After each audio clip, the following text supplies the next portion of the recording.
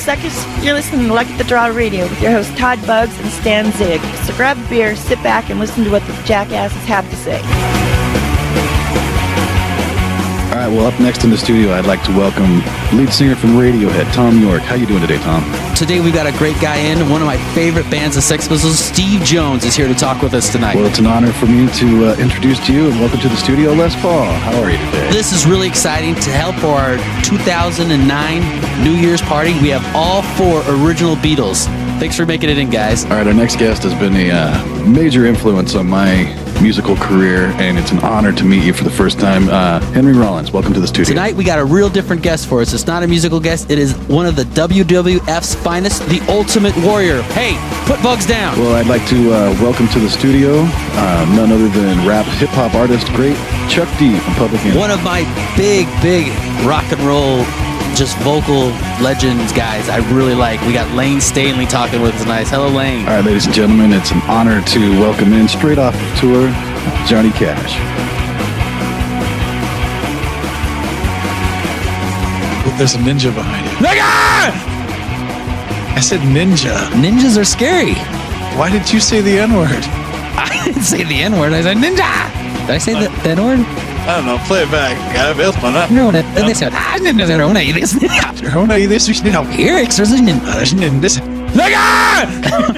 yeah. Oh, yeah, easy. Yeah, I guess I did. If you got any comments, insults, requests, you can call them at 530-618-2847 or email them at wewantbeer@gmail.com.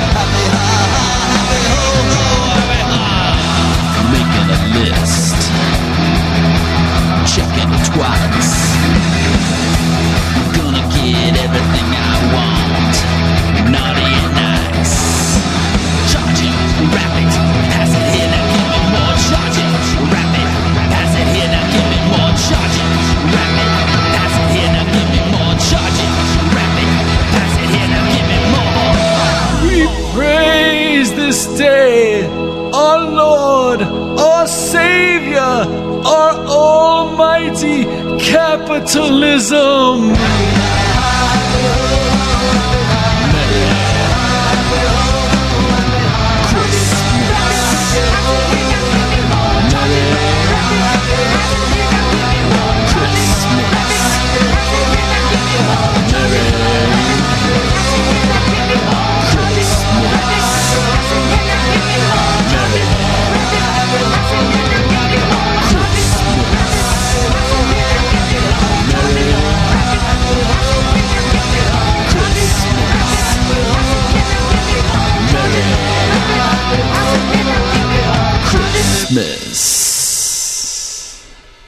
Well, alrighty. Howdy and welcome to a special, long-awaited, long-anticipated show. This is Luck of the Draw Radio show number 13. I am one of the hosts, Todd Buggs, and by my side, as always, is Stan Zig. Say hi, Stan. Hello! Yeah, it's been a while, my brother. It's been a long while, yeah, trying to dust off the cobwebs doing this shit. Pre-production was taking a while. We used to have it down like a well-oiled machine. Yeah. So, Since it's been a while, let's catch up. Actually, in all honesty, I haven't even really seen you in a while. The last time we were in the studio with Luck of the Draw, and that was a few months ago now. Mm-hmm. But I guess I'm getting ahead of myself because that's for the Luck of the Draw. Yeah, minute. we'll get to all that later. Okay, yeah. But so how are things? Things are good. Still kind of out of work, underemployed. I'm doing a driving job right now for auto parts. That sucks, but it's a job. Yeah, and you get to drive, so that's kind of all right. You get to look at people, and yeah, I like the part about my job, all the driving around and people watching. Yeah, I don't mind driving, that's for sure. Being out and about. Cool. So how about you? Anything new with you? I know you got a new toy. Yeah. I got a couple of motorcycles actually since the last show, I think. I got a dirt bike that friend of the show, our friend Mark Brand, he sold me super cheap. I couldn't pass it up. So went out riding dirt a whole bunch, and then he got tired of riding dirt, and he's like, he had a street bike. He's like, you need to buy a street bike. And I'm like, no, I don't know. And I thought about it for about, 5 or 6 months, and then I finally went, you know what? I think I'm going to go buy a bike. So I did all the research I wanted and did everything I could, and I ended up custom ordering a Harley Davidson. Wow.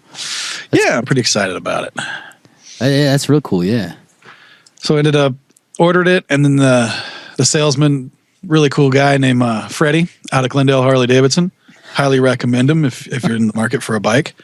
And he's like, well, we can get it ordered and you can have it in 4 weeks. And he's like, you willing to wait that long? I'm like, what's 4 weeks? I couldn't even tell you what I did 4 weeks ago. So we ordered it, and the next 4 weeks were the longest 4 weeks of my life. It was horrible. But when it finally came in, I went and I got it home. When I got it, there was like 2 miles, 3 miles on the odometer, brand new, just 3 miles. And then I trailered it home because I was in my work van and everything. So it was like I couldn't leave my van there, and it was just, so whatever. So I got it home, and then I rode it for a little bit that night, and then the next day I put about 240 miles on it. Wow. So yeah, now the weather's kind of crappy. I'm finding every, open window I can to go ride it. So I've been on it quite a bit, having fun. Yeah, you got a lot of snow up there? We got some weather here. It was supposed to snow last night, and it didn't, but the windshields were frozen over, so they had to scrape them off in the morning. And then they said we weren't going to get rain until Sunday, and it just started snowing about probably, maybe an hour ago, just a real light mist. So there'll be snow up there for me and Chuck when we come up, Sunday? Possibly if it sticks. It might even snow some on Sunday too. So that's fun. So yeah, it'll be light. It won't be like, you won't need chains or anything like that. So I actually had the dirt bike because I'm supposed to go riding tomorrow. It's like the perfect weather, it's just after a rain and a snow, the dirt's all packed down and everything. So I had to work on it because I'd screwed it up a couple times prior riding it. And so I was working on it today, and then I was doing donuts in the backyard and jumping off the little hill that goes up to the street out of my backyard. You're the one that goes into the street? Yeah, directly into the street. So I was just having fun with that. And then I'm under the trees, and I thought, well, I'm getting hit by these like hard raindrops. I'm like, wow, it's starting to rain pretty good. And I'm like, it's probably just the condensation falling off the trees.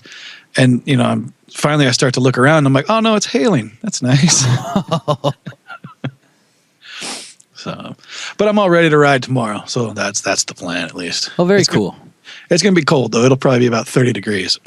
Oh, and you'll be moving fast. Yeah, but I layer up. It's not bad. So, yeah. Actually, this new suck job I actually have to work Saturdays. Ugh. Yeah. I do on occasion, but I don't like to. But every now and then you need the money. Yeah, it's the only way I can get 40 hours out of these guys. They try to just squeeze me as much as they can. If there's nothing for me to go drive, they want me out of there. They just go, okay, go home. Wow. It's like, shit, man. I need to make some money here. Well, yeah. Well, that's kind of crappy, but, at least it's something to keep your mind from being idle. Yeah, word. And actually, talking about idle minds, that song we just heard gave me something to do these past few weeks. I was going to mention that too. that was we've never really opened Luck of the Draw Radio with a song before, but we decided to tonight because this is kind of the holiday the holiday edition, and it's the lucky number 13. Woo-hoo! Luck of the Draw Radio. So we figured, we'd started out with a little Christmas flavor. It was the Toxic Socket doing the tune Merry Christmas Capitalism, and Toxic Socket is none other than friend of the show, Stan Zig. Yeah, though actually, that's that was a band I kind of started with a couple other guys, and then, of course, with all great lead singers, he just stopped calling everyone. And it was weird. We were getting some cool songs down. It was all grooving, and I was kind of getting excited about it. I was a little worried because, I had with the Luck of the Draw thing, I'm like, okay, now I got to squeeze another band in. But I think we can make this work. And then the guy just stopped calling. But they had this, the singer brought all of us together, like me playing guitar, a bass player, and a drummer. And me and the drummer actually really kind of hit it off, which was kind of funny because I'm, a little older in my age. And this guy was, when I met him, it was a couple years ago, so he was 21. He just turned 21. And he just rips. And I was really impressed with him, and I liked him, and he was cool to hang out with. He was still in that drinking thing, which is nothing wrong, but he came to practice drunk a couple times, where if you're coming to practice drunk and you're drinking at practice, it's just getting worse. Yeah, that's not a good idea. Yeah, there was, I think, 2 practices he was actually nodding off on it, so I was like, come on, man. But great drummer, and I kind of always kept him on my Rolodex. I go, I'm going to need this guy down the line sometime. Because, like I said, the singer stopped calling everybody, so the whole Toxic Socket thing kind of just disappeared. But so I'm working on a Christmas song. I've done this last year, too, for a charity. And everybody just makes like 15 different people put in Christmas songs, and you can download them to raise money for a charity up in Seattle. Because I went to school up in Seattle, so I still have some connections up there. Cool. And some of my friends, it's a charity called the Millionaires Club. And they raise money for homeless and Army veterans in need of work. So they could they're kind of down on the luck, they're either looking for work or they're actually homeless on the street. And these guys, that's kind of their job. They help these guys kind of get back on their feet. And it's the cool thing about that is they've been doing it for like 80 years. Wow. Yeah, it started, the First World War. It was one of those things, the Depression hit, and then the story goes, the guy who started the Millionaires Club, I forget what store he had. I don't know, like a shoe store maybe. And it was right next to a soup kitchen. And the guy kept noticing that every day the line to the soup kitchen kept getting longer and longer, and then went past his store. Wow. And he's thinking, okay, this is a problem type of thing. So he started a whole thing where he helped the guys find work and stuff like that. And it was, instead of just throwing money at him, he was trying to, teach a guy to fish. He can feed himself. Right. For a lifetime kind of thing. And so that's what it's all about. And it's a real good cause. And so I was always happy to throw a song in there. And so this Christmas song I did, but I did it with a drum machine. But when I was doing it, I got kind of so excited about it. I go, man, this song needs to go to the next level. It deserves to go to the next level. So I called up this old drummer guy from Toxic Socket. His name's Scott. And we went into the studio. Actually, the studio we're doing the Luck of the Draw stuff at. Oh, very nice. I told both the guys, I go, I am broke. As you both know, if you being my friend, you hear me complain about it. But I go, if I take you guys both to fucking dinner, would you do this? And so Scott played for Mexican Food and Margaritas, and then Michael recorded the drums for Mexican Food and Margaritas. Nice. Yeah, so it was really cool. I mean, I did all everything. The power of Mexican food. Exactly. Never.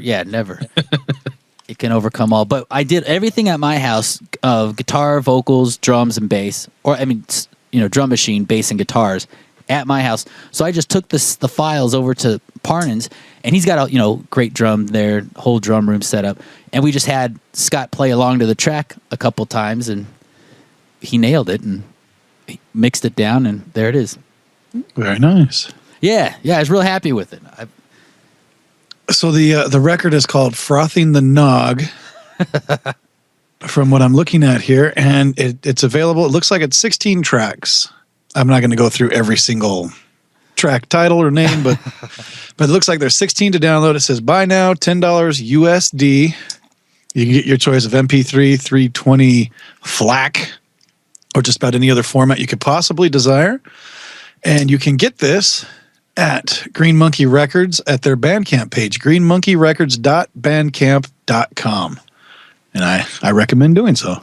Yeah, me too. Good cause, make some money. And there's a couple real good songs on there. And actually, we're going to play the show out with one of the songs. We'll talk about that later when we get there. Yeah, we'll bring that up again in the end. So the title of the band name, Toxic Socket, I would have thought you would have been more like Toxic Shock.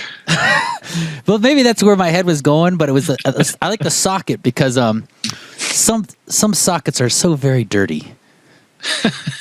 And you need to be aware of such dirty little sockets. But they're also necessary, so you deal with the dirtiness.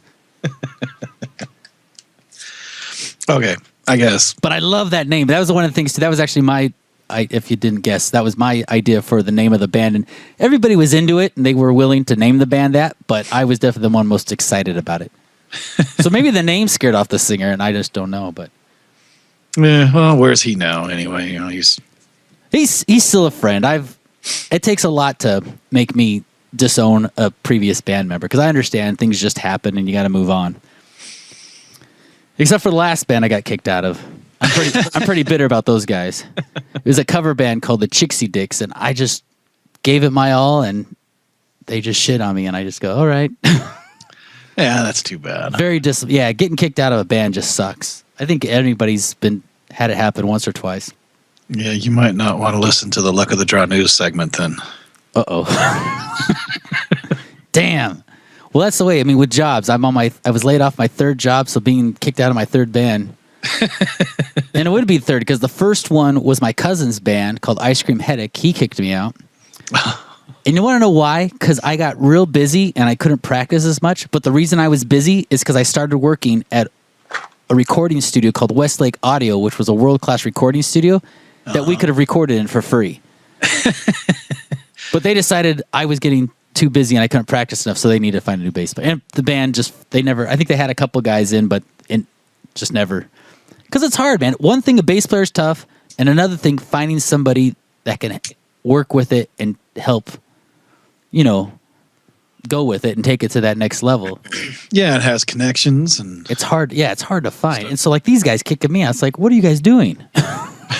I would die to have a band member like me. I'm not doing my own music because I can't find band members like me. Yeah. So I just cling on to guys like you. I'm a parasite now. And luckily, I don't hold my band up to as high standards as you do, so I just take anyone that's available. Dick. I've been pretty lucky with Luck of the Draw, in all honesty. I think every time somebody exits the band, the next person actually brings the band up a little bit more, So, and I mean, nothing against the old guys, but especially with Richie and Chuck. Yeah, our current lineup. I feel that's why we kind of got in the studio with these last 6 songs. We go, shit, we really need to capture this magic. Yeah, I agree. I think the band's doing all right. We'll talk about what we're doing as far as that goes after we do our picks. But before we get into the topic of this show and our picks, what you drinking tonight, Stan? Oh, what am I drinking? This is funny too, because we literally looking back at my notes, it's been over a year since we did a Luck of the Draw radio. Because we were doing it with through, what was it called? Mevo, and it's no longer there. You told me, right? Yeah, true. And I'm shocked. I didn't know that. They got all freaked out about the copyright thing that happened a while back, where they were going to start. They started pulling every podcast that had, music, whether it was, what am I trying to say? Whether it was Madonna or Bob in his basement. Well, yeah, it didn't matter who the artist was. They were just pulling everything down, even if you had the permission to play it or the rights. They just took everything down. So they got all freaked out. So they had basket weaving podcast and pretty much. I think they still did some talking, but it was a music based web page. It was mainly their whole thing was music. Excuse me. And so yeah, they freaked out and they took everything down. And every now and then I would check the link on the lotd.com page just to see if they put it back up. And I finally went, you know what? They're never going to do it. They just freaked out and pulled everything. So whatever. Fuck Mevo. They're a bunch of pussies. Yeah, it was kind of a weird site to actually upload something was kind of a pain in the ass. So I didn't think it was all that well put together personally. We're better off doing it through Radio Billy FM. Oh yeah. I mean, shit, that's a no-brainer. Yeah. But, that still didn't answer the question. What are you drinking tonight? What am I drinking? Okay, well, there we go. So we haven't done the show for a while. I'm thinking, okay, great, we're gonna do a show, but then it occurs to me actually, sometime today at work, as I'm driving around, I go, I got to get my drink on tonight for the show, and no, I am not going to Loco. And if anyone hasn't heard any Luck of the Draw Radio, a couple shows back we did I don't think it was. We didn't consider it the drunk show, but it definitely turned into that. But the Loco drinks were just outlawed. That's what they're called, right? Locos? Four Locos. Yeah, they just outlawed them, and so I felt I wanted to be topical and drink one during the show, and I didn't make it through half the show until I started puking. That thing was horrible. Wow, that was pretty funny. You wanted to have a Loco party after that. I still would. I still drink. Okay, well, so screw all that. So I get all excited thinking about what I'm going to drink. And so what I'm going to drink and what I've discovered since we had our last Luck of the Draw show, you may notice sometimes when you're going into just gas stations in general is what I've noticed them at. There's like these little foam cups with a sticker on them. They look pretty cheesy, something you find at TJ. And the one I have is a Micheladas. Huh. And it's basically, it's like a Mexican drink. And it comes with all the powder and spices in it. Wow. And alcohol? No alcohol. And man, I'm looking at my thing, and it's considered a drink mix. Huh. And it's basically here. I think it's called a Chela, Chela. Huh. And it's when you look it up on the internet, they consider it. It's like kind of like a beer Bloody Mary. But it's got spices and like tomato powder in it and stuff. But its whole purpose was kind of a hangover cure.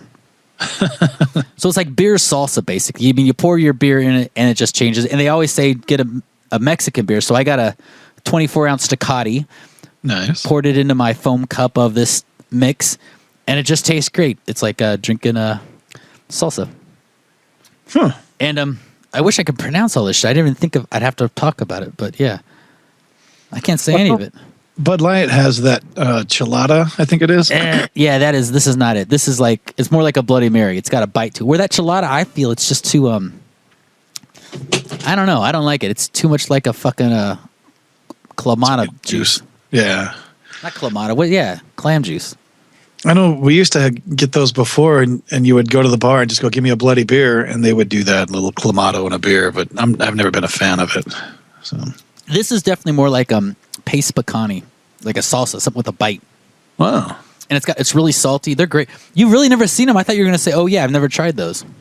No, I've not.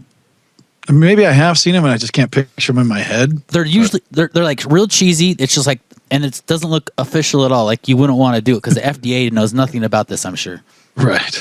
I mean, literally, it's a styrofoam cup that you'd get from a Mexican restaurant for a soda, but they stuck a sticker on it. I'm going to bring one up on Sunday so you can see them. Okay, cool. Maybe I'll bring one up for all of us because hopefully it'll be me, Chuck, and we're trying to get Parnan, our engineer, to come up with this. Yeah, that'd be good. When I talked to him the last weekend, he was interested, but he wanted to make sure that his calendar was open. So yeah, he's slow, and he if any kind of work pops up, he wants to be available for it. So I cut him all kinds of slack for waiting the last minute. But that'll actually lead into your first song. But we still have another burning question. Oh yeah, what's that? What are you drinking? Nothing fancy, just a Jim Beam Red Stag. Keeping it simple. Yeah, like you get in a rut. Stay with it. If it ain't broke, don't fix it. Oh, wait. Yeah, I really like it with the ginger ale. That's kind of the way I'm drinking it lately. What is your first song, buddy? My first song goes under the name of Stream of Hercules, which is an odd name in my opinion, but sounds like Bukkake of a man god. I wouldn't have thought that route, but maybe. It is off of a record that goes by the name of Silver Age. This was, by the way, the topic of the show, our favorite records of 2012. That's right. I'm sorry. I've got excited. I want to go straight to the songs. Yeah, I forgot about it too. But yeah, so this was released 2012 on Merge Records. So it's, somewhat of a major indie label. The artist in question is Bob Mould, and I am a huge Bob Mould fan. I've had this record for quite a while now, and I've posted about it online on different, social medias, and I've never played it on the Barstool Preacher Show because it's not so much in that genre, although people that have listened for the last, I'd say maybe month and a half, I've had some pretty weird shows, so I probably could have gotten away with it playing it before, but I don't know. I just played at home. I love this. And actually, the opening track, Star Machine, quite possibly is my favorite song, and I had a really hard time picking between Star Machine and the Steam of Hercules. So I ended up going with Steam of Hercules, and the reason being was Sugar, Bob Mould's old band back in the day, in the 90s, they had a tune called Hoover Dam, and this song reminds me of Hoover Dam, which is a good thing. So, but you remember like Husker Du and Sugar and Bob Mould and all that, right? You're familiar. Oh, sure. Yeah, actually, I don't never remember the name Bob Mould, but Husker Du and the Sugar, sure. Yeah, well, this is just after Husker Du, he kind of mellowed out and did a couple acoustic records, and then Sugar was kind of his way of getting back into rock and roll. Then he did a couple more solo records like Last Dog and Pony Show and things like that were kind of rock and roll. And this record is just him at his highlight. This is the best Bob Mould I've heard in quite a while, and I'm super excited to play it for everybody. Well, we're excited to hear it, Bugs. Cool. Well, I don't know. You got the controls. You want to spin it? Oh, yeah. Coming right at you. We got Bob Mould, Stream of Hercules, all over your chin. Actually, it's Steam of Hercules. Steam or Stream? I wrote down Stream. It's Steam, Steam. Oh, like Steam. Hercules is working out, and then he went out into a cold room, in a cold outside area, and then he was steaming because he was all hot from working out. Oh, that's got gay undertones all over it. Well, Bob Mould's gay, so you know what? It's funny. I was going to bring that up because I remember that with Husker Du. Nope, Bob's into bears. There's a really good book that's out there, and I actually got it on audiobook because I do a lot of driving, so it's easier that way. It's called See a Little Light, and it's a Bob Mould autobiography, and he does the reading on the audiobook, and it is amazing. It's a really good book. I highly recommend that as well. Well, cool. Maybe you'll have to. No, I shouldn't say burn me a CD because that would be wrong. Yeah, but maybe we want to come up this Sunday. I could, give you my copy. Wink, wink, hint, hint, nudge, nudge. It's very Monty Python of you. What do you know? How does that go? Wink, wink. No, what do you say? What do you say? Know what I mean? Know what I mean? Nudge, nudge. Is she gamed? You know what I mean? Yeah, she's gamed. If you're a bear. Yeah, that's true. Bob's game if you're a bear. Stream of Hercules, Bob Mould. Or Steam of Hercules, whichever you want to call it. YouTube copyright infringement.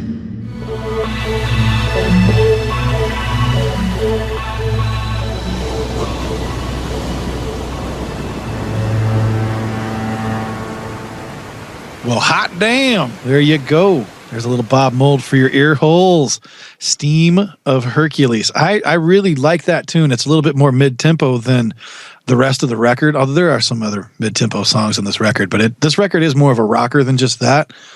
But, man, it reminds me so much of that Sugar Hoover Dam song that I had to play it. What did you think, Stan? I liked it. Yeah? Yeah, but very kind of dark, moody. I liked it. Yeah, it wasn't what I was expecting at all. Cool. I'm a fan. I think Bob Mould puts out good music consistently. So. Yeah, I know old bass player Uncle Tiki bass player Ash really digs that cat too. That's because Ash has good taste in music. Yeah, you and Ash would always sit around and talk, and the rest of us would just go, "What the fuck are they talking about?" We wouldn't know any of the bands. He'd be like, Yeah, okay, I'm going to stump you now. Have you ever heard of, and he'd like name a band and I'd be like, I got that record on green vinyl. He's like, they only made 3 of those. And I'm like, yep. And then I'd try to stump him on a band and he would be like, oh, I saw those guys for 9 nights in a row at this place. Like, God damn. He saw lots of cool, man. I'm surprised you guys never ran across each other because he saw Nirvana around LA and you did. And yeah. And he's not the kind of person that you would see and not remember. So he sticks out no matter where he's at. All righty. Well, that's enough Bob Mould in my first pick. What do you got for your first pick there, my friend? Well, as always, I go a little more mainstream than you. Oh, so you like the new Justin Bieber? The new Actually, I had to contain myself. It was really hard for me when we picked favorite albums of 2012.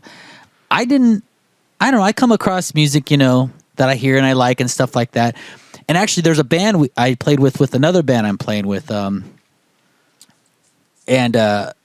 they were like signed and they were dropped, but I looked them up on, iTunes and stuff and downloaded a couple of their songs because I really liked them. But their album came out in like 2010. So it's like not even current. I was just late getting to the party. So for me, it was really hard. I like trying to figure out what to pick. And like the Green Day came out, they have the Uno, Dos, and Tre. Oh, right. And I figured you'd shoot me if I played them. That's your opinion. You can play what you want. I would particularly have picked it, but I liked the last 2 Green Days, the Jesus of Suburbia and the 21st Century Breakdown, I think it was called. I thought those were great albums. I might have been caught up with the way they were recorded because they were recorded really well. But Uno was fine. It's just the rewriting every song off of those 2 albums. Oh, really? And I've listened. I bought Uno, but I've listened to the other 2, and I didn't bother buying them because they're just rewriting the songs. And if you like those songs, perfect. They're just writing them again for you. I can honestly say I don't think I've heard any of the Green Day stuff. I've heard a lot of people talk about it, but Green Day's never really been a mainstay with me. Like I have that 39 Smooth, the first record, but I don't even have like Dookie or any of the more popular ones. That's when I got on the bandwagon, the Dookie, so I was late. But yeah, that's the kind of the Green Day I like. So I liked it, but it was just like, it's like, okay, they're doing it again. Great. Next. And I wanted to pick Kiss. They came out with an album this year just to piss you off. Can't go a show without mentioning that fucking band. Yeah, it's Kiss Monster. But I figured again, I'd be shot by everyone that listened to this if I picked them. Well, that and the fact that it's no good. I didn't buy their last 2. There's one called Psycho Circus and another one. And I bought Psycho Circus and I literally took it back. And he says, I'm going to give you like $2 for it. I go, that'll be enough for me to, at least I'm getting rid of it. You know what I mean? I'm making my voice heard. That's how Kiss makes their money. Yeah, I guess. But, so this new album, the one that's out now, if you like Kiss, I think it's a great album. They kind of going back to the old songs a little bit, just kind of more raw rock and roll, kind of in your face rock songs, not overproduced, but not worth bringing up. So more Lick It Up is what you're saying. Now, see, even before Lick It Up, well, I liked Revenge a lot. Let's see, we don't want to get into this. That was Revenge was the last, I think, true Kiss album they did before they got back into the makeup. And for me, that was a big downfall because they tried to do some songs reflecting the makeup, and it didn't work. So now they're getting back to just writing songs, I feel, on Monster, and I thought it was great. But I didn't pick it. Well, thank you. What I picked was a band I played a couple other times on Luck of the Draw radio songs. They're called Danko Jones. I know Danko Jones. They're Canadian, right? Exactly. And they got a new album out for 2012. It's called Rock and Roll is Black and Blue. Don't they always have long titles? Like Rock and Roll Cadillac, Black Cadillac to the Moon kind of stuff? Yeah.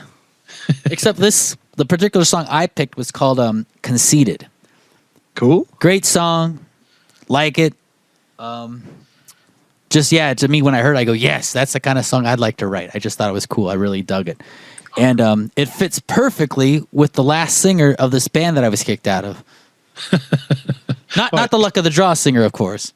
Well, that you haven't been kicked out yet. We've still got 15 minutes. Well, then wow, this might reflect a couple singers I've performed with. That's exciting.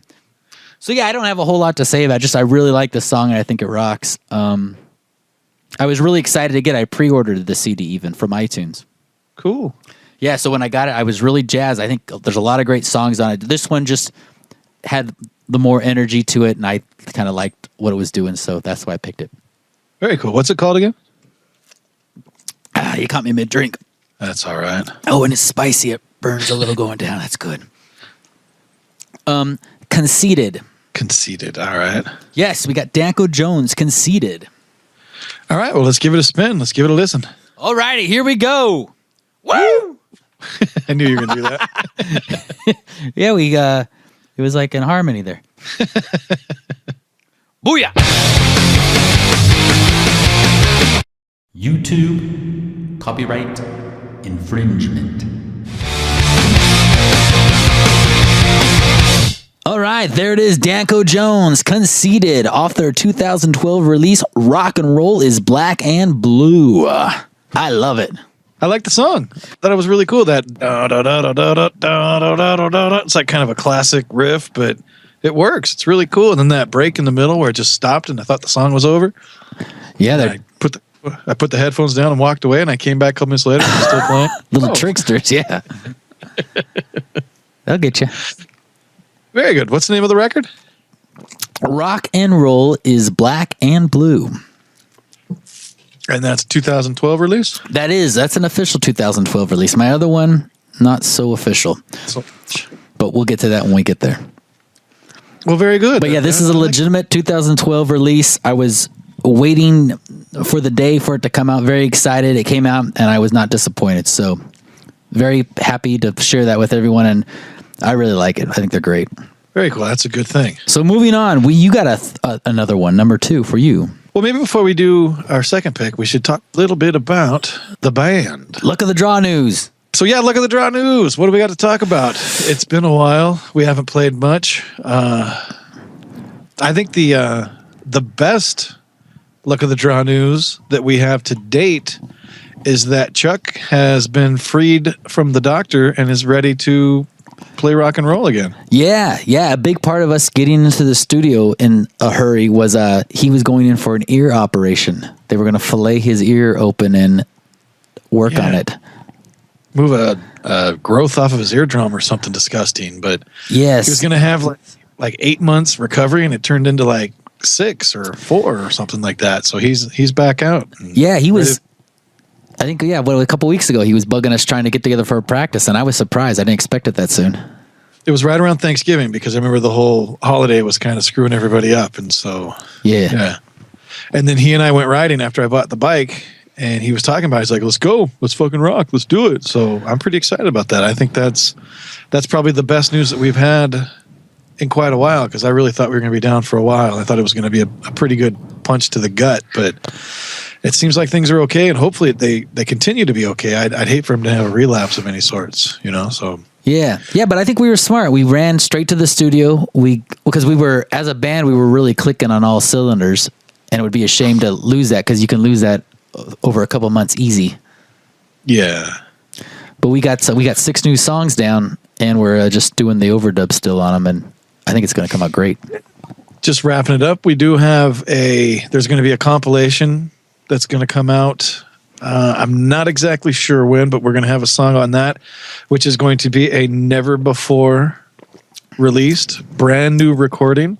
It's also a cover tune, but I don't think we should say what it is. No, I think we should set up for surprise. So when the comp does come out, we will definitely give you more information. You can listen to the Barstool Preacher Show, or you can, buy the Luck of the. No, don't buy it. It's free. Go get the Luck of the Draw smartphone app, and then we'll update you on that too. When that comp comes out, more than likely it's going to be before the record, so it will be the first chance to hear new recordings. And like I say, it's a brand new song and never been recorded by us before. I think there's 2 other tracks on the 6-song EP that we're doing that are absolutely brand new, never played live before even. Yeah, no, yes, new and never played live. And then the other 4, one's a cover, and then the other 3 we've played live, and I don't think they've been recorded before, with the exception of the 2012 remix of Dirty Alcohol. Yeah, and that one was like almost a rebirth, because somebody goes, "Well, what if we did this?" And then we just kept doing stuff to it to change it. You can tell them. You said, why don't we play this song again? And Todd can play the Iceman. I was begging someone to play the Iceman. Being the bass player in the band, I'm stuck with the bass because, I don't know, real quick, we go to this place called Black Sound. Good friend of mine, Mike Parnan, and he has a bass in there that was used on the first 3 or 4 King's X albums. Because the singer of King's X, Doug Pennick, has recorded with Michael there. And I guess one of his gifts or something, he left that bass there. And it's an amazing bass. And so I'm stuck playing that bass because it sounds better than both of my basses and any other bass we can bring in. It's just perfect. So you don't fuck with it. But the guitar players always get to switch guitars. You know, you played your Telecaster on a few songs and your I played almost Gretsch on others.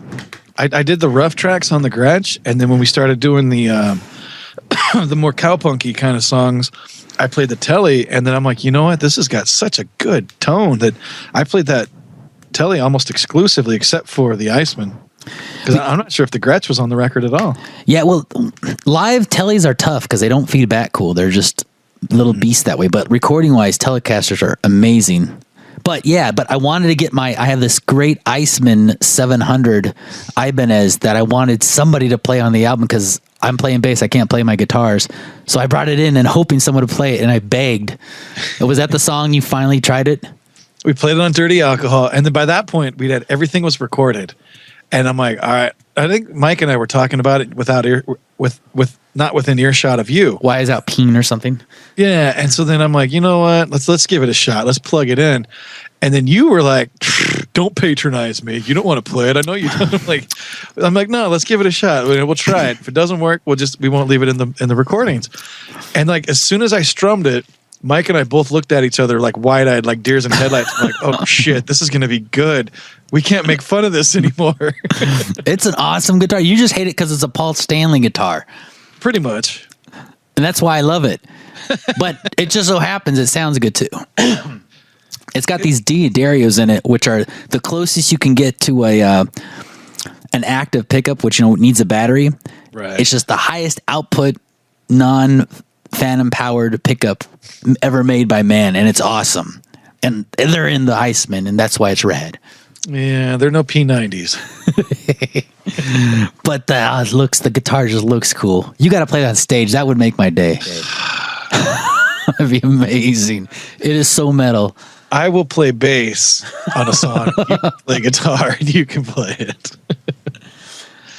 Because yeah, if you notice, there were no pictures of me or no video of me playing that song, and there's plenty of pictures and videos of us in the studio. Shit, you're right. I must have been in the bathroom when that happened. Why wouldn't I have done? You were pouting. You were all mad. You're like, you guys are just doing this to make me happy. You're like, fuck you, don't patronize me. So you're just sitting there with your arms crossed, and I'm like, it worked. Damn. But so yeah, with all that said, we're getting closer and closer to finishing this record. I've got a kind of a cover and title idea that I need to get you guys in the room and talk to you about. I know Chuck, I think it was saying that you guys were talking once before, and you're like, well, we'll just do whatever he wants to do. But I'm not going to make it like the dildo sessions and have like a big pink dildo on the cover. That would be kind of funny.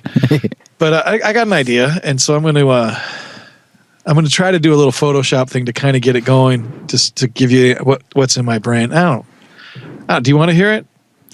Yeah, if you want, I'd love to hear it if you want to give it out here, but whatever. Yeah, we're coming up Sunday. You can work on the pitch then. Yeah, but I kind of... If you want to give it on the show, that's great. I wouldn't mind telling the listeners too, because an exclusive. If they think it's dumb, then they can email me barstoolpreacher@yahoo.com, and they can tell me that's a stupid idea. You're a dick.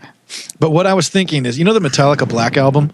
Yes. You know how it's just all black, and then in the top left corner, in kind of a quarter circle, whatever, it says Metallica. Uh-huh. And then in the bottom right corner, there's a coiled up "Don't Tread on Me" snake. Right.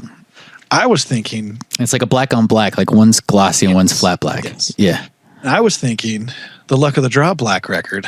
And in the top left-hand corner, have the Luck of the Draw logo. Just the regular logo, not stealing the Metallica one, just the regular Luck of the Draw logo. Uh-huh. And in the bottom right-hand corner, the skull with the cowboy hat and the smokestacks. Ooh. I like that. Because I love that logo. That logo's small though. Will it come through? Oh no, you're right. That logo. I'm thinking of the you driving the truck logo. That would be too small. But the one with the what do you call them? The muffler stacks. The what? The hat with the muffler stacks. No, what are they called? Yeah, exactly. I love that logo. Me too. I got it tattooed on my neck. Have I seen that? I don't think so. That must be new then. It's actually pretty damn big too. It goes from my shoulder blade to the back of my ear. It's like, wow, it's big.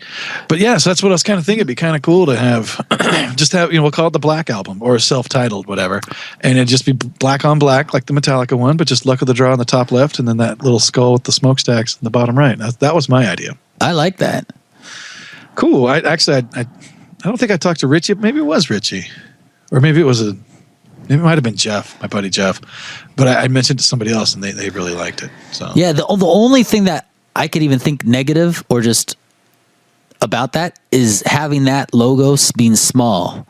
I would love to see that logo just full page chrome.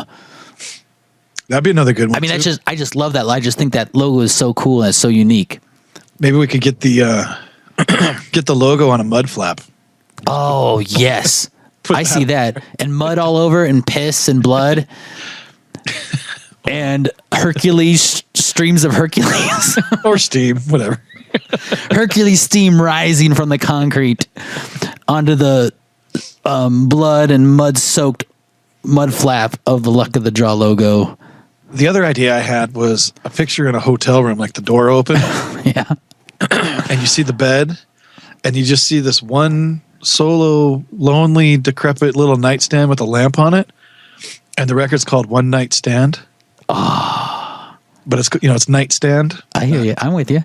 That's good. That's good. It's not two nightstands. It's one nightstand. One nightstand. And maybe like another one all busted up. So there was two, but now there's only one. We've had our way with the other one. Yeah, no, those are great ideas. That's exciting.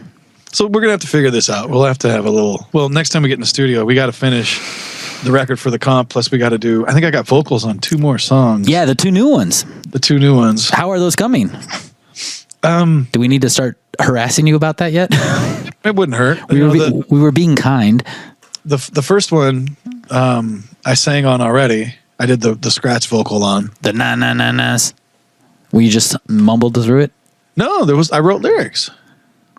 Huh. The day I did I did 4 songs in one day. I did like all the known songs that we already had. And the very last one I did, remember I pushed for it. I'm like, I want to do a scratch vocal on the new one. Okay, yeah, I do remember that. You're right. Not the Drinking With Me song, the right. 100 Miles in the Wrong Direction. Yes. That song. So that one's done. AKA 4 Pound Shit. 4 Pound Shit, that's From right. my high school memoirs. When I was a high school wrestler. 4 pounds of streaming Hercules on my chin. Ooh. Oh man, never mind. I was going to go in the wrong direction here.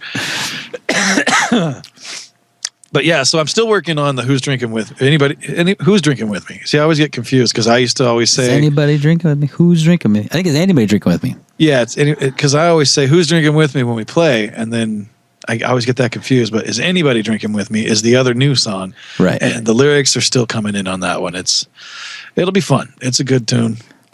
It'll be good. It'll be fun. I'm very excited, to hear it all done. So I think what the listeners need to check out first is the compilation that will be out. And like I said, we will definitely be giving you updates. It'll be on Facebook. It'll be on Twitter. We'll talk about it on my Barstool Preacher shows and all that stuff. It'll be out there. Once the compilation comes out, that'll be your little teaser of what's more to come. And then you'll get 5 more songs after that on the new record. And Rank Outsider Records will be the label, and it'll be worldwide available. It'll be on all the internet downloadable stuff. You'll be able to get hard copies in record stores and all that stuff, thanks to Pat Todd and his Rank Outsider Records label. Yeah. We got to get Pat in the studio, too, so we can hear some when we get mix mode or something.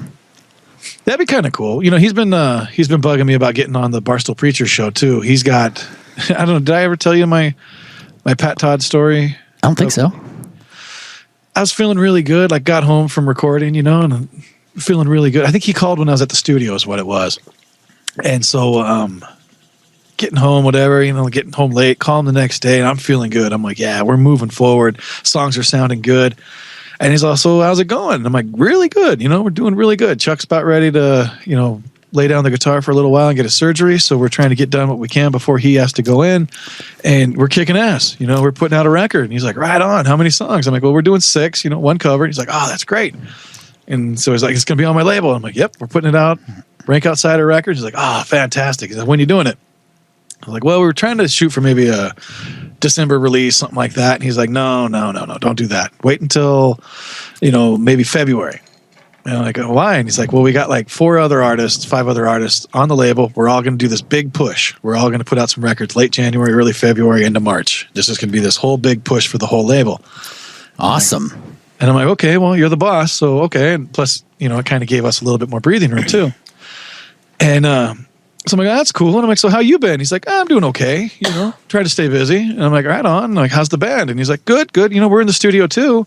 I'm like, really? Awesome. I'm like, what are you recording? He's like, we're doing 4 records. Oh my God. Really? And he's like, yeah, we got like 33 songs recorded already. And, we're doing, they're doing Ragged Glory. I don't know if you remember that record from the Lazy Cowgirls. No.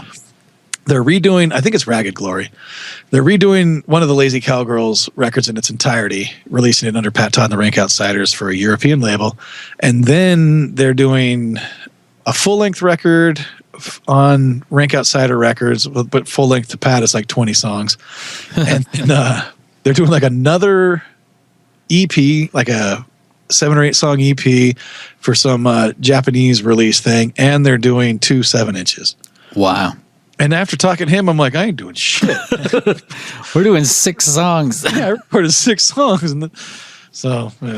But he's the boss, and he's still enthusiastic. He still loves Luck of the Draw. So that's the good thing. Yeah. But yeah, I guess I didn't even talk to you guys about that because he was talking about the big push for Rank Outsider Records to start out the year. And he wanted to do my radio show, the Barstool Preacher Show, whatever. And, start talking about all the other bands that are putting stuff out and really try to start getting the word out and get the label to move forward and push forward. And so, I don't know. It's exciting. I'm really happy to be a part of Rank Outsider Records. Word. It's amazing. Like if you would have told me when I was 25 and I was farting around town going to see like Tex and the Horseheads and, not Asleep at the Wheel, but Blood on the Saddle, bands like that. And, even, knowing who the Hickoids were and, going to see the Lazy Cowgirls. If you'd have told me at that point, you're like, you know what, you're going to be in a band and you're going to be friends with all these guys and you're going to be on their label and you're going to be touring with them and I'd be like, shut the fuck up. That's awesome. That night we played with Blood on the Saddle, Pat Todd, and the Hickoids. That place in L.A. Yeah, the pirate place. It's awesome. There was 4 bands. It was Pat Todd, Blood on the Saddle, and the Hickoids. And us. Oh, and us. Yeah, there you go. It's like, who's the 4th band? Oh, you, jackass. Who are those assholes? That was a fun night. I like that place. The Redwood. There it is, the Redwood, yes. Yeah, and Dirty Ed from Bar Deluxe was the sound man. And that was a really good night because we decided it's a small room. I'm sorry, go ahead. I got something to add. Oh, no. You go ahead. That's when we met Chuck. That was Ed's last gig with us. And was she your wife yet? Yeah, we've been married. Are you sure? I'm absolutely sure. I've been married to her longer than I've known Chuck. Okay. Well, then your lovely wife said, hey, my friend, a girl, is bringing her brother down to watch you guys. Yeah, she's like, can you get somebody on the guest list? And I'm like, right. I don't know. But then drummer Richie says, I know a guitar player that's going to come see us tonight. Yeah, and he's interested, and he might want to be in the band. Can you get him on the guest list? And I said, yes. So that one... So she asked for somebody to get on the guest list. I say, yes. Chrissy asked for somebody to get on the guest list. I go, I don't know. Oh, but they both end up bringing the same guy. Richie's friend ends up being... While I'm talking to Richie, she's talking to her friend, and then she leans over to me, and then she's like, hold on, wait a minute. This is too weird. She's like, and then... That's when, we kind of like put it one and one together and realized that That's kind of crazy. We know the same person. Talking about the same guy, yeah. And it was just weird because like I got friends with how am I saying this? I am friends with people that are friends with Chuck that I have been friends with for 10 years. Wow. And I have never met Chuck. That's funny. And I was like that with Richie too. I've played with guys since Uncle Tiki before I ever met Richie. And then all of a sudden, oh yeah, how have we not met each other? But like I went camping with his sister. Oh, wow. You know, like I knew her for probably 2 or 3 years before I knew him. And there was never no talk about, you know, I don't usually, when I meet people, I go, hey, I'm in a band and, you know, whatever. I just kind of like, for camping, we're camping. I'm not talking about my band. So, so it's not too surprising that it never came up. But then you would have thought maybe if she would have said, yeah, you like rock and roll, man. My brother's a rock and roll guitarist or whatever, you know, and you get along. But then one of the guys that I've known that he's known too is he's like a local guy around here that he's come to see us. He's come to see me do my acoustic stuff. I've seen his bands, and I don't know why that never came up. Like, I don't know. There was actually a point where he was asking about auditioning to be the guitarist for Luck of the Draw. Maybe that's why he didn't tell me about Chuck. You being dressed up in a dress with messy makeup and calling it truck stop whore or lounge lizard. Tale of the Lonely Lot Lizard. That would be kind of funny. You in a dress. Yeah, that can happen. With your beard. Tale of a Lonely Lot Lizard. Richie's actually, he's been working on the video for that. I know. And see, you in a dress cannot not be in part of that. With the beard and the hat. You've seen me in a dress. It ain't a pretty thing. It's amazing. That's why I'm so hooked on it, I think. Wow, you're disturbed. But that being the cover with your thumb out, hitching a ride. I don't have the... Or even the angle of inside the cab of a truck looking down and seeing you looking up and smiling in a dress. Would be amazing. Yeah, I don't see that. I don't have the girlish figure I used to have, you know.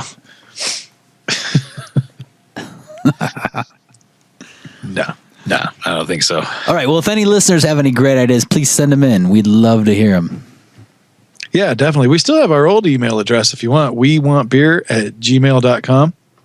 That's still available. So, and we still want beer, so it's all good. That's right. Well, I don't drink beer anymore. You don't? No. You're beerless? I haven't had a beer since like April. Wow. We went to El Mirage. We went camping.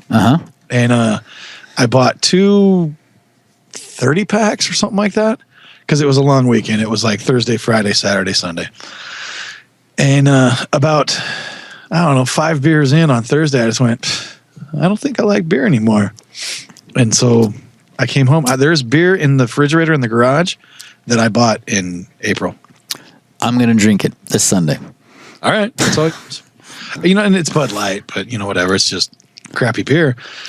But every now and then I'll have I'll have a good like imported beer or something, a stout or something like that. But as far as like going out and drinking 5 or 6 beers in a night, I don't do it anymore. I don't know. Wow. Lost the flavor. So yeah, a little sad. Pour some out on your sidewalk for me next time. Well, I'm gonna bring up some of these Mexican Bloody Mary micheladas. You know what? Do that. Seriously, and I'll drink one. Yeah, and we'll all try one, and you can all tell me I'm crazy. But I think they're great. I bet Chrissy would like that. Is she a Bloody Mary girl? She drinks the Bloody Marys, and she likes those bloody beers. She'll love it then, because I love those too. So I bet I would be surprised if she didn't like it. It's spicy. It's just interesting. And how much are they? Oh shit, $1 something, 95. Wow. For the mix, and then you pour like a big 24-ounce beer in. And they say, and I tried Coors Light, I think the first time, and then somebody goes, no, you got to do Corona, Tecate, or Pacifico. And I've always do Tecate because I'm a Tecate man if I'm not drinking Coors Light. And or a Mexican beer like Budweiser. Yeah, right. No shit. Budweiser, like Bud Light, sitting in my garage. That's as Mexican as it gets. Yeah, there you go. Cool. Yeah. Well, I'll maybe drink one of those on this Sunday. It's happening. So should we get back to the business at hand? Should we do a show? Should we on that? That's a good idea. Hey, Bugs. What's that? What would you say would be one of your favorite albums of 2012? If you had to pick one right now off the top of your head. Off the top of my head, I would think Monolith of Inhumanity. What? I've never heard of such a thing. You have not heard Monolith of Inhumanity? No. It came out 2012 on Metal Blade Records. The band is Decapitation. Woof. It is. I've played. Well, I don't know if I played Cattle on my show before. I might have, because this has been a favorite band of mine for years. I love these guys. They're outrageous. Cookie Monster, just full blown metal. They make those blonde, yellow shirt wearing guys from Canada that you like. They make these guys. They look like in excess. Oh, To this, like if you think that's rock and roll, no. to the This- Justin Biebers. They're Justin Biebers. Yes. Ouch. Ouch. Yeah. I've never played you Cattle Decapitation. I don't think so. I love the name, and I've never heard it before, so I'm pretty sure you have not. Well, the song I chose off of this record is "A Living, Breathing Piece of Defecating Meat," and the main reason Love song. It's a love song. It's a tender jam, as they like to call it. I've been into Cattle for a number of years. These guys have just I've seen them a bunch of times. It's just a fantastic band. I have pretty much all their records. I got some picture discs, and I have a limited release 7-inch and stuff that so I get a little dorky about them. And they're one of those bands where, like a lot of your bands that you listen to, like you hear the first record, Too Fast for Love, and you're like, I fucking love Motley Crue. This is a great record. And then they come out with Shout at the Devil, and you're like, oh my God, this is a great record. I love Motley Crue. Then they come out with Theater of Pain, and you're like, huh. I was going to say, if you said that for Theater of Pain, I was going to sock you through they lost me at Theater of Pain. Yeah. They lost everybody, though, I think. So that's. And you're just kind of like, huh. And then from then on, and you're like, okay, girls. See, I loved girls. They won me back after that.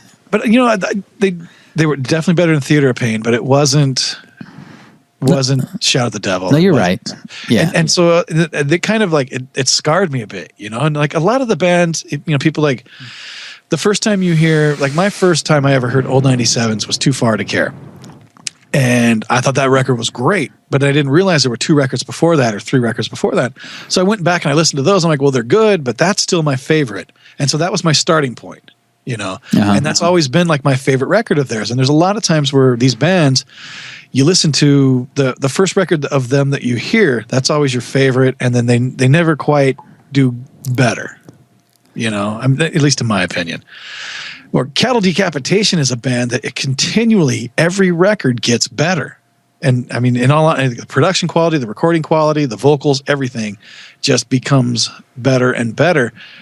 And I know I'll probably catch some flack about it because this is that type of genre that people think every song sounds the same because it's that quick, crazy double click, drum kick, whatever, and like the vocals are all Cookie Monster and you can't really understand the lyrics, but you can hear it if you listen enough and you're into the band enough. And I think this record is probably their 6th or 7th record, and I think it's their best record to date. And I've been into them for years, so it's one of those bands that I think gets better as they go. So I'm impressed with this record. Highly impressed with this record. There was something else I was going to say. Well, I'm excited to hear it, man. Shit. Oh yeah. The thing that they always tout is that the vocalist uses no post-production, no during production kind of. It's him. That is him and a microphone. And when I listened to this record and I got to this track, this is the 3rd track on the song on the CD. And I'm listening to it as I'm driving along, and I start hearing this crazy, like screechy vocal and it reminded me of Wendy O. Williams. It really sounded like her vocal. Oh, Plasmatics. Yeah. And I was just like, oh my God, this is great. They got an awesome backing vocalist that gets it. This is really cool. And I was reading the liner notes and I'm like, no, that's the singer. So when you listen to this, all the growling and the low end gurgling, and then you hear this high end scream, that's all the same dude. And it blows my mind. I could never do it. It's amazing. So I think I've talked it up enough. I think we should spin it. Let's play this fucking thing. A living, breathing piece of defecating meat. Cattle Decapitation. You will love it. What album? What's the name of that album? Monolith, Inhumanity. That's my metal boys. They hate people that eat meat. Everything is like anti-human. Actually, they got a record called Humanure, which is really funny. It's like this cow shitting out a human. It's just so funny. That's funny. After hearing everything you just talked about, all I want is to go out and get a rare piece of Defecating meat of I don't know porterhouse or something. Just a big piece of meat at a steakhouse, just rare. The singer just scare it with a lighter. Don't even don't get it warm. Exactly. Walk it through a warm room. That's right. Cow sushi. That's the way I like it.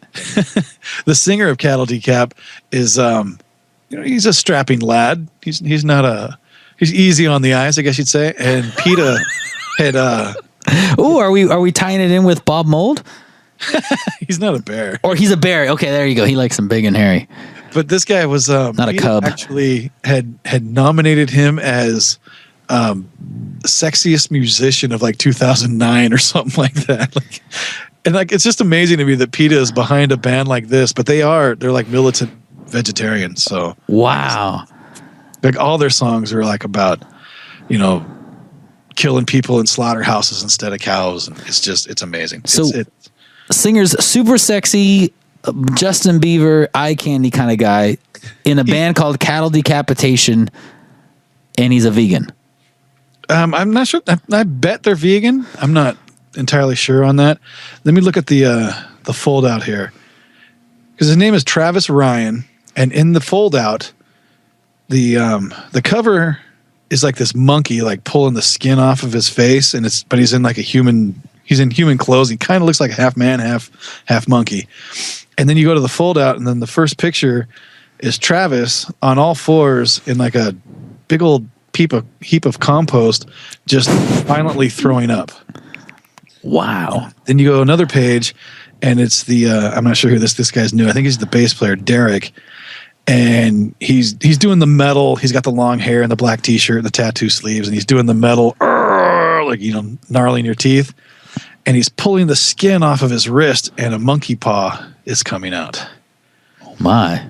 So yeah, they're cool. And then let's see, go a couple more pages, and there's this guy Josh. He's the guitarist. This guy's fucking amazing, insane guitar player. He's on a lazy boy, like he's watching TV, except that he has a knife in his hand and he just slit his throat, and there's blood everywhere. Except for that. Yeah, other than that, he's just watching TV. And then the last picture of the band is David. I don't know what he does. He's the drummer, probably. And he's you think? One less guy. Maybe he's the drummer. And he's I don't know if the other guy was a drummer. That's what I'm saying, because the only two I know are Josh and the singer, what's his name? Travis Ryan. So the other two guys are new. But this David character, he's standing on a trash heap as well, and some some kind of dune-looking type planet, and he's scratching his chin and pulling the skin off, and there's like monkey ape hair coming out. So there's some kind of connection between like man and gorilla. Pretty much. My inner monkey just came out. So I think we should listen to a living, breathing piece of defecating meat. Cattle Decapitation. That's right. Look at the Draw Radio. Booyah.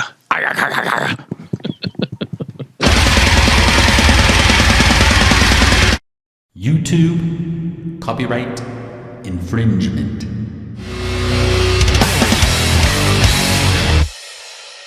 Holy fuck me, Callie, holy.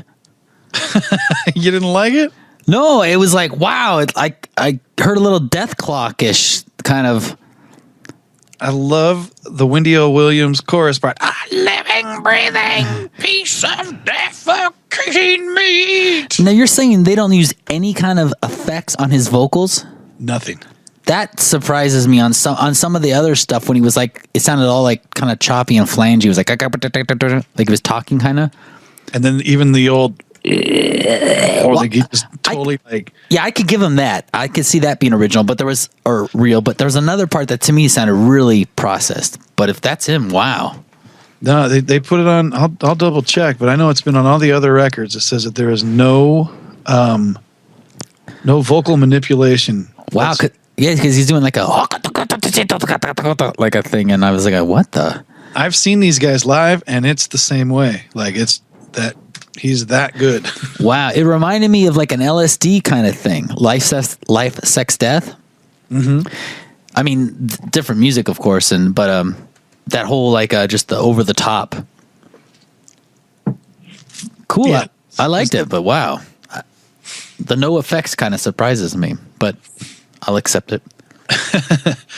I might be wrong, but I know that they have definitely been very proud of that in the past, and I could go through the whole. Man, maybe at some point I will. I'll go through the whole. We'll get them on the show. We'll fucking put them under the lamp. They're from San Diego, so it's not out of the question. Some local cats. Yeah, I can get a hold of them. But yeah, fuck, I love these guys. I've got. Let's see here. The Harvest Floor. That was a record that was predating this one. Then there's Humanure. That's a little bit older. That's probably. Oh, here we go. Dates. Look at that. Harvest Floor 2009. Humanure 2004. Karma Bloody Karma. God, what a great record. 2006. Monolith of Humanity 2012. To Serve Man 2002. That one's a little rough. You want to hear a little taste of that? Oh, sure. How about I Eat Your Skin? It's a really short song here. I'll play like 20 seconds of it. All right. Here.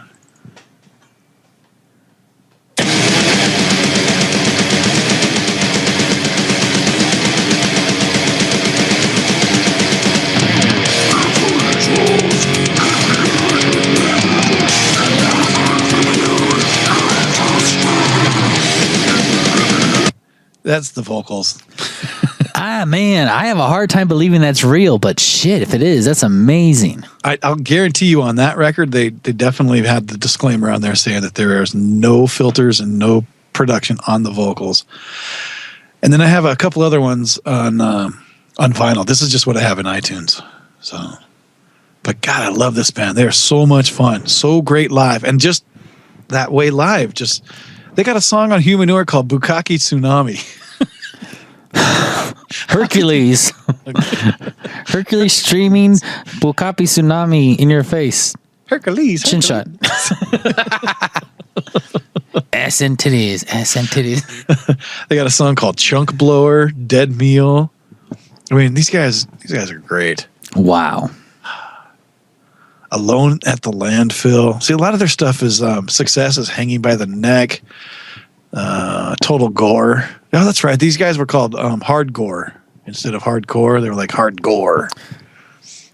Yeah, a little Gwar. Yeah, but Gore is a little bit. I mean, I like Gore, but anybody that buys Gore records, I kind of wonder about. It's like Gore is a band you go see live. Yeah, I'm definitely glad they exist, but I'm not going to go out and buy one of their records. Yeah, but I would totally go see them live. Yes. You know, they're super fun live. So actually, Jet Fuel and Ida, my neighbors, they just went and saw them within the last month. And they said that they, on stage, they beheaded Barack Obama and then a maggot ate Romney. Wow. So it must have been a good show. So there you go. Cattle Decapitation. Check it out, kids. You'll never be the same. On the radar. So what do you got for your last pick of the night? Let's see. My last one is kind of doesn't quite fit the favorite albums of 2012, except for me personally. There's a band I played on the show before called the X-Idols. Right. Great band. First album came out in 1994. And from best I can tell, this next album came out in 2000. They were signed to, I think it was Interscope. I should have looked that up. But I think they got dropped, and they made a second album expecting to get picked up because it was one of those things, everybody who was cool knew that they were cool and they were great, but they never got sold correctly to the public, so they weren't really well known. It's like the Behind the Music with Slash, and they're like, who do you really like? It's like, I really dig the X-Idols. And yeah, exactly. They were one of those bands. Everybody cool dug them, but they just never got the MTV push. And so they got dropped, and then they came out with this next album. And I knew the album existed, but I could never find it. And I think it was out on CD. I don't even know how it was released. But I was looking for it forever. And best I can tell is they're saying it was released in 2009. But I didn't find it on iTunes until this year. And it was one of those things. There's a couple bands I always look for on iTunes thinking, okay, when are they going to jump on the bandwagon and I'll be able to find them. Yeah, like the Beatles. Yeah, like those guys. Well, you can find them in other ways. But with the X-Idols, I could not find. I'd look in Rhino Records, or if I ever went to a record store, I'd kind of look around, to see if I could find them. And I never found them. But I found them this year. Super excited because, like I said, I knew this album existed. I could never find it. So I'm considering this my 2012 disc album release that I was so happy to find. That you found in 2012. I found it. So this is my little world. So the real world, I guess it's been out since 2009, and I just found it. Oh, well. But it was... I'm sorry. I don't mean to rain on your parade or anything, but I've had it since 2003. Are you serious? Oh, yeah. Of course not. You're being a dick. Good. Say, I was going, you dick, how can I be in a band? I've looked through your CDs whenever I go in there. And I've never... Oh, well. Asshole. Jerk. Final. Duh. Oh, well, so it's the band The X-Idols. The album is Who We Are. And I'm real happy with all the songs on this. And they're all about 2 minutes long. So true to punk rock or whatever. And the song I picked was called Last Goodbye, which is the last song on the album. But what makes that particularly poignant or whatnot is he actually, the singer, killed himself. And I think we talked about that on our earlier show.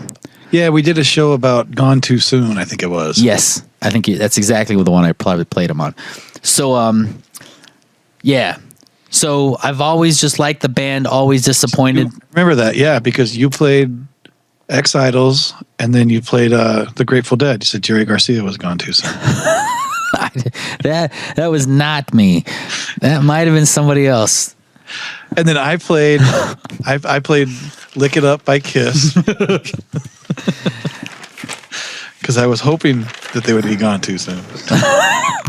They were not. I'm sorry, I didn't mean to derail your thought there. You did. Yeah, so this song's great. You want to hear it? Bad, but yeah, it'll do, right? So you're only what? It came out in 2009. You're only 3 years behind. Yeah, and it was one of those things. I don't know. I kept it alive in my heart, and I finally found it, and I've listened to it quite a bit. It was this and probably Danko Jones. I would think would probably be the most things I played through all of 2012. Oh, wow. I mean, with the exception of the Green Day that I won't play and the Kiss, because I respect you and our listeners too much to bring you into that mainstream pukerage. You know, I'm not anti-mainstream. I just don't like songs that suck. I'm just a sucker for pop songs. I am too. I mean, I like pop music, but I don't know. It's different. I'm like, to me, pop music is more like my morning jacket. Yeah, you're not familiar with them. Nope. Okay, that's a song, a topic for another show.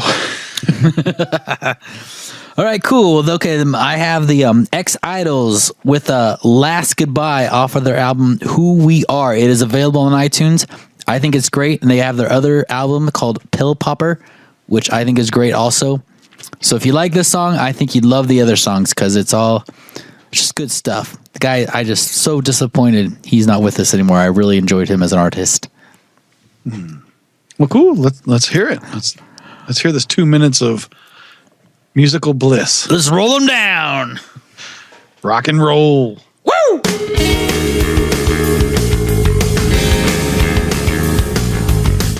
YouTube copyright infringement. Woo! I love that song.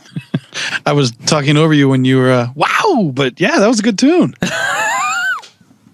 Yeah, I think that's great.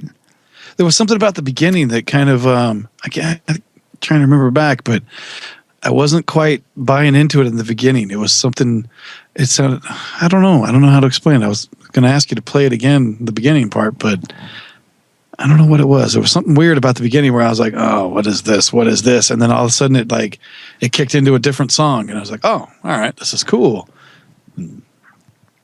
You know what I'm talking about? At the beginning is that's the part that bought me is the beginning. I always like those. I like that. So, no, I don't feel you there. All right. Well, maybe I'm wrong. It was a bass starting up the song. How could I hate that? That's exactly what it was. Too much bass.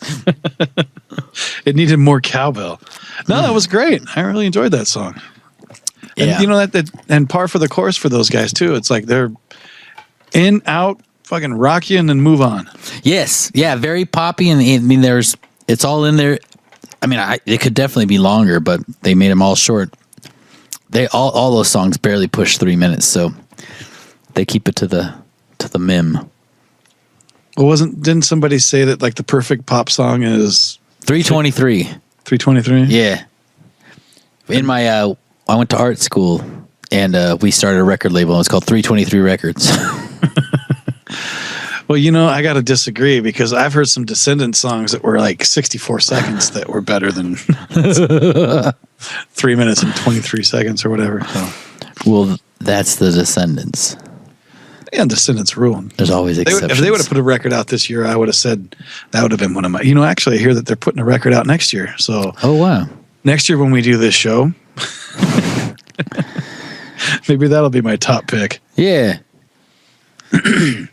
Here's a little funny anecdote. I was just looking at. That's right. I was looking at my anecdote, and the Humanure, the Cal Decapitation record. There's a song, track number 10, "Lips and Assholes."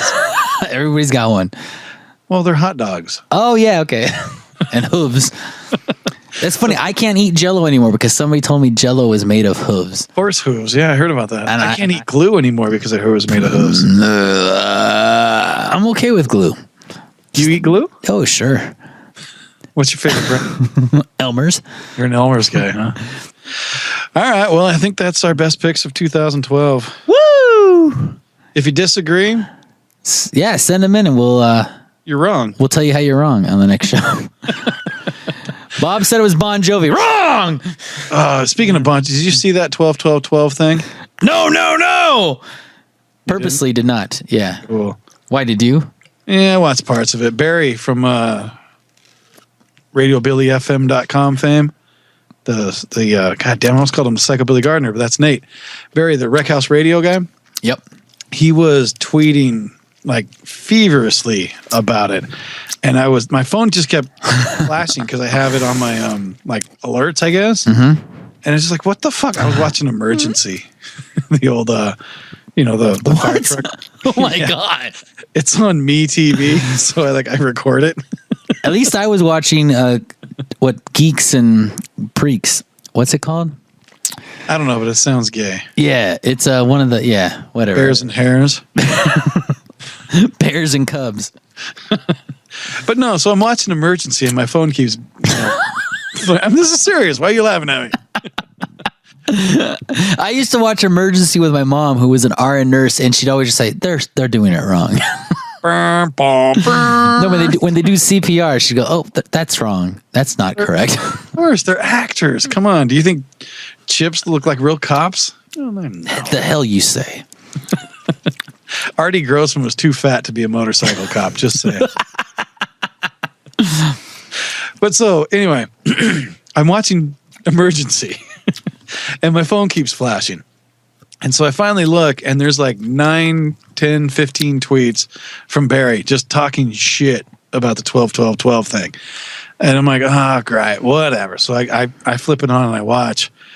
And I watched for about 20, 30 seconds, and it was just god-awful. Bruce Springsteen and John Bon Jovi singing together about how much New Jersey means to them. So then I go back to Emergency. And then there's a text thing about Eddie Vedder, and I'm like, yeah, I like Eddie Vedder. He's a good dude. Let me look. So I flip it on, and it was Roger Waters, I think. The Pink Floyd dude. Yeah, and he's playing bass or something. He's the bass player. Yeah, of course he'd be playing bass. Well, yeah, but later he was playing guitar as well, so it was kind of weird. And then there was at one point where he just ran around the stage like a hype man and just clapped his hands and tried to get people to sing along to Another Brick on the Wall or something stupid. And so he's playing bass and they're showing him and he's mouthing the words while the singer's singing, and they pan over and there's this cardboard cutout of Eddie Vedder. No way. No, but no, it's a real dude. It's a real dude. But I look at him, I'm like, holy shit, Eddie Vedder let himself go. I'm like, this is bad. Like, this dude looks like shit. And he's just like standing there like he's petrified about being on stage. He's just standing there like super stiff. Looks like when you go to the liquor store and there's that girl holding the surfboard and like selling Coronas, like the cardboard cutout. Yeah, she never talks to me. Yeah, fucking she doesn't put out. Put up. Well, she puts out, but well, can't go that deep. Yeah. But so I'm watching this going, holy shit, Eddie Vedder, man, what the fuck is wrong with you? Like, he did like this really cool ukulele record a couple years ago, and like, I thought he was a little cooler than this. And he's just standing there like he's like, it looked like he was petrified. So I'm like, oh, this is stupid. So I changed the channel, go back to watching Emergency. And then there's more tweets flashing on my phone. And everybody's like talking shit about Eddie Vedder. Like everybody's like, what the fuck is wrong with this guy? And then there's like this tweet flashes up and it's like, that wasn't Eddie Vedder. And I'm like, what? And then like, he's on now. And so then I flip back over and there's Eddie Vedder's up there singing. And he's got like the character and, he's got the persona and everything. Okay, well, that's the Eddie Vedder I know. But I don't know who that other dude was. He was like some Eddie Vedder cardboard cutout. It was really weird. It was really disheartening. So you really don't know who this guy was? I have no idea. Wow. No idea. I never looked online or anything to find out who, but if you, I bet seriously, if you go on like YouTube and look up fake Eddie Vedder, I'll bet you there's a video of that dude up there singing shitty Pink Floyd songs. Wow. I wonder who that was. I don't know. But then I watched that whole fucking that thing with Nirvana and Paul McCartney. Yeah, Paul McCartney. I'm curious about that. I heard about it. I didn't see it. It was weird because like I was watching a little bit of the Paul McCartney stuff, and like he'd sing a Beatles song, that he would do like a Wing song or whatever, and then they came out and they handed him this weird square guitar that looked like is it Bo Diddley? Who's the guy that plays the? Yeah, Bo Diddley played a square one. It kind of looked like that, but smaller, and then it looked like it might have been God damn it, I'm totally drawing a blank. A resonator. Looked like it might have been a resonator guitar. Like it had like the paper filament under the pickups. Okay. And he starts strumming along and he's saying something, and then all of a sudden Dave Navarro. The fuck is the drummer's name? Yeah, Foo Fighter guy, right? Yeah. Dave Grohl. Yeah. Okay. So Dave Grohl, all of a sudden they show him starting to play drums, and then Pap Smear walks out, and then Chris Novoselic, He's bald. Well, no, I'm not his hair. I'm talking about his clothes. He knows how to dress. The dude is fucking rad. He's got like it was like purple velour corduroy, and then like a brown or a yellow like pirate shirt or something. It was awesome. And the guy's like 9 foot tall. Yeah, he's tall. He just takes up some space. So it was perfect. I was just like, I love that guy. I've seen him in so many different incarnations. I've seen him in Nirvana. I've seen him in now I can't even think of the band's name. God damn it. I saw them in something eyes. Blurry shit. Balls and Shins. The Bobby Mould. No, there was something eyes. I can't think of the name of it. Like eyes on my balls. No, there was no eyes on his balls. But then like I've even seen him in like Smooth 75 and just all these different weird bands that he's been in, and I've always thought he was great. And just to see him walk out in Madison Square Garden and just dressed in the big old middle finger on his shirt, basically just like, fuck you. Like, I don't care if I'm standing on stage with Paul McCartney. I'm going to dress like the biggest fucking freak you've ever seen. And so I just admired him for that. But then they played a song for like 2.5 minutes that was unrecognizable, at least by me. And then Paul McCartney's like, and then all of a sudden I realized I'm in a Nirvana reunion. And you're like, no, you're not, douchebag. You guys are just playing some weird song. So, oh, really? So you think it was a Nirvana song? Well, I've listened to a lot of Nirvana in my time. And I you didn't recognize it? Before, yeah, I didn't recognize it. If it was a Nirvana song, it was unrecognizable by me. So wow. So, but I don't know. It was like Paul McCartney was trying to basically say that, had all of a sudden I realized, I'm in a Nirvana reunion, and it was just those guys and you on stage, but that doesn't mean it's a Nirvana reunion. It's like they didn't play, Smells Like Teen Spirit, for Christ's sakes, but it was just horrible. It was just, I watched another episode of Emergency. Wow. Watched Gage and DeSoto save lives. Wow. Gage and DeSoto. Yep. So I don't know what got me on that. 12, 12, 12. 1, 2, 1, 2, 1, 2. Yeah. Check 1, 2. Well, I think we pushed this to the limits. What do you think we wrap it up? Yeah, I agree. So we wanted to finish it off with a bang from my little holiday, try to raise money for people that need to find jobs. Let's bring it full circle here. Let's go to greenmonkeyrecords.bandcamp.com. Get yourself the Underground Seattle Rock 1980 to 2021. The record's called Frothing the Nog. Frothing the Nog. Ye fourth Green Monkey Christmas. I did a song for the last year's one. And it's funny, when I did the last one, I was thinking okay, this is like songwriter competition thing. So I tried to make like the perfect Beatles catchy melody kind of song. You needed Dave Grohl and exactly. And but I did it with the drum machine. I did it all at home, and I tried to make it catchy. I tried to make it Beatlesque, and I actually ripped off a little Beatles type of thing. I tried to really bring it home on this. I remember it as Christmas. Yeah. Very, very, Christmas, snow, all that shit. Mm-hmm. But when I heard the rest, last year's album came out, I heard what was going on. I go, oh, I get it. I missed the boat. It's like more experimental, more not so obvious. So this year is the song I did, the Merry Christmas Capitalism, which I should add, there's a video on YouTube. If you Google Merry Christmas Capitalism or Toxic Socket, you can see the video that I made for it. But be careful, because if you Google or YouTube Toxic Shock, it'll come up quite different. Whole nother world. Yeah, Toxic Socket actually I think comes directly up with that video. It's pretty direct. Which is Socket Syndrome. Toxic Socket Syndrome. Yeah. Huh. I mean, that could be an album. And it could be like TSS. TSS. Ooh, listen to you go. Look at me. Yeah. So my song was the Merry Christmas Capitalism, but this, after you and I listened through all the other songs, which I think there's like a couple great ones. One about drinking on Christmas. What do we got? Wild Hairs doing If You Believe now.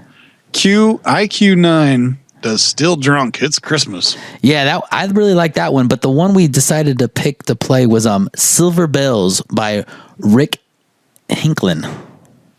Well, Rick Hinklin doing Silver Bells post-apocalyptic dance mix. Post-apocalyptic. Say that 3 times fast. 3 times fast. There you go. Very good. What a dick. You're the first guy that's ever said that, and that makes perfect sense.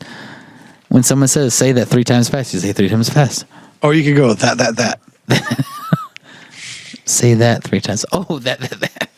Damn, you're just ready for any situation and circumstance, aren't you? Bring it. Bring it on, motherfucker. So yeah, Rich Hinklin, Silver Bells, post-apocalyptic. Yeah, and this probably doesn't fit genre or music style that we've been doing so far, but you and I both agreed that this was pretty damn interesting. It's a great song. It kind of reminds me of the 8-bit operators. Yeah, it's different, but it's very hypnotic, which is funny because when I did mine, I kind of was thinking, okay, I need to do more of a chant. I was thinking, when you're Christmas shopping and you're doing your thing and you're wrapping presents or you're buying a gift or you're trying to think of a gift to buy, maybe you have something rattling in your brain and it's, have a jolly Merry Christmas or jingle, jingle, jingle bells. It's some kind of, you don't think of the whole song. You just think of the hook, a snippet. Yeah. So that's why I did my Merry Christmas, Merry, kind of just a droning on and on and on phrase that you could repeat and might be fun. And you could say around friends and they go, oh, that's that song. And I think this guy takes that real song, Silver Bells, and just picks each part of it, picks it apart, perfectly where you can just say it by itself and you know exactly what song he's saying. Yep. And I thought it was really well done. I was really impressed when I heard it.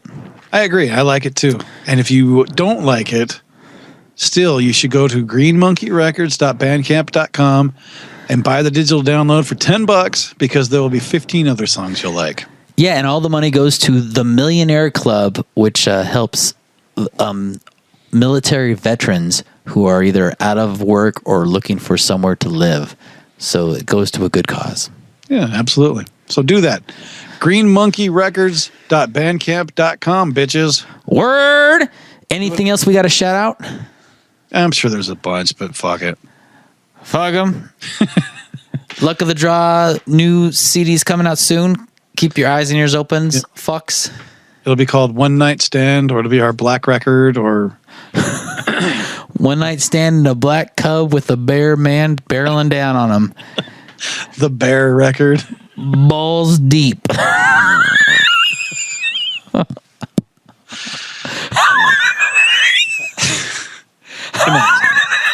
That's my Abbott and Costello. Say, hey, there's a mummy behind you. Hey, there's a mummy behind you. No, really. There's. Is it as funny as it is to you? Because I just love doing that. No, it's not. But he looks like he's going to grab your shoulders. Yeah, it's not as funny, no. Yeah, it's not. No. Okay. Good night, Stan. Good night, Bugs.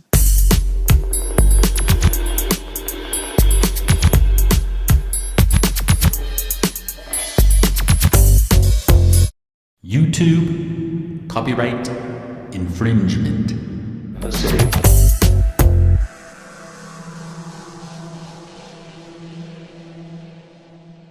If you got any comments, insults, requests, you can call them at 530-618-2847 or email them at wewantbeer@gmail.com.